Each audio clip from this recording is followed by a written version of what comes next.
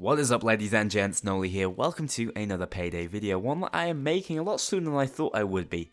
We need a chat. We need a chat about the Anarchist perk deck, because I made a video yesterday going over it and saying, yeah, it's really strong, it's very varied in how it can be used, and then today, after reading through some of my comments, I realised, oh my god, I've missed a massive detail, a long-forgotten skill. I'm sure many of you have also forgotten about the Bullseye skill within Fugitive. Now, I don't want to talk about skills, at least not right now, not while skills are still being changed and altered and added through the Payday 2 skills beta. Of course, we're getting a brand new set of lots of different skills and lots of different versions of them as well. So we'll see how it all ends up. However, right now, within the base game of Payday 2, there is a rather overpowered combo.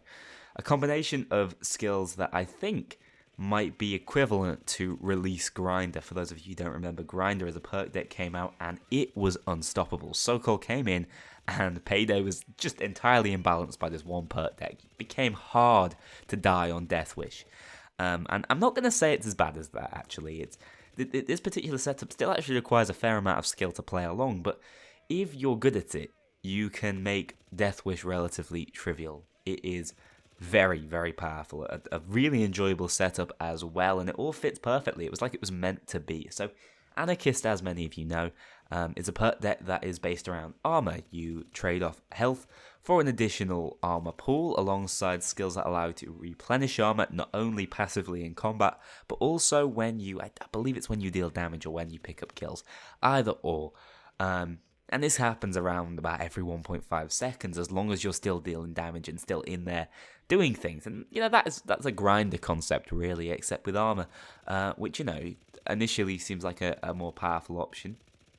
But then you remember, armor regenerates itself anyway. Why do we need a regeneratable source, as we see here? But this regeneration is not bad at all, and it works really nicely in all sorts of different builds. However, if you decide to run it not only with Bulletproof, a key skill I pointed out yesterday in that video, which is of course going to increase your armor pool by an additional 50% and increase the regeneration speed of it, but also with, as I said, an often forgotten skill, Bullseye. What this skill does is it replenishes your armor by, I believe, 40 for every headshot you get, only applying every 2 seconds.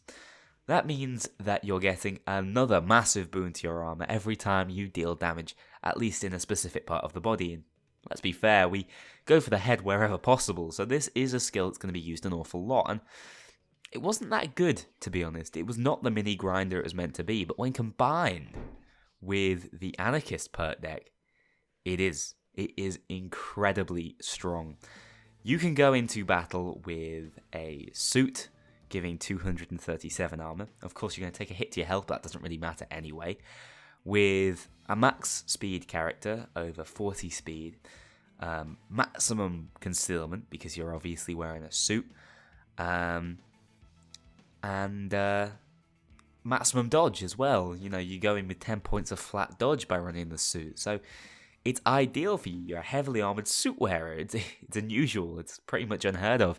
But adding to that, you can even go in with additional dodge and additional crit chance because you're running a suit and can run a concealment style build when you pick up Sneaky Bastard and Low Blow at the top of Fugitive, which are going to be going up anyway because obviously you want to tap into the Bullseye skill, which is towards the top of that skill tree. The sheer synergy we see here is basically unrivaled. These skills work so well together that it doesn't even matter that you've got 237 armor on your suit. What matters is that armor is a bottomless pool that is constantly being replenished.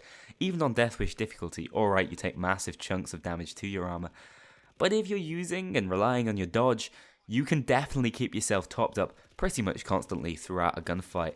I mean, this build does have some downsides. I'm not going to lie and say, well, it's just 100% stronger than anything else. It can be difficult if you're going to build like this to pick up any sort of utility options like a med kit, ammo bag. So I end up going into a sentry gun, which, let's be honest, is actually not a bad distraction and can make this build even more powerful. You're able to pick up all the essential skills, really, except for maybe flashbang resistance. You're able to pick up bag throwing distance, movement speed, bag pickup speed, all that stuff, without having to compromise, as I was in my build yesterday that was based more around a sort of marksman mastermind style. Yes, your weapons won't be as strong as they could be with different setups, but you're not going to die. Your health, or armor I should say, is going to be constantly replenishing, so what does it matter that it takes you a little bit longer to take out a cloak or a taser or a bulldozer, because they're not going to be able to take out you.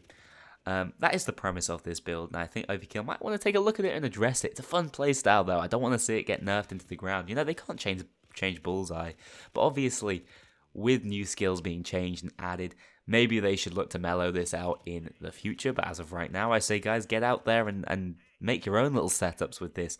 As I said, the key skills for you are Bullseye, Bulletproof, and just picking up that Anarchist perk deck. You will find great success as long as you're hitting those headshots. And if you want to follow my sort of line of thought, go with the suit and pick up Sneaky Bastard and Low Blow at the top of Fugitive. It makes a lot of sense to me to run it in that fashion, and I have just found more success in this build than I have, like I said, since Grinder was a new skill and before its nerf. So that's it for this video, guys. Just a brief little public service announcement, I suppose, for Payday, that this is a fantastic setup, and so if you see people going in with rather weird suited builds, they might be running this sort of thing, and don't kick them from your game, and do let them into your Deathwish lobbies, because always hated it when people have been like, nope, that's not the sort of build I recognise, get rid of that. Thanks for watching this video, ladies and gents, and I will see you all in the next one.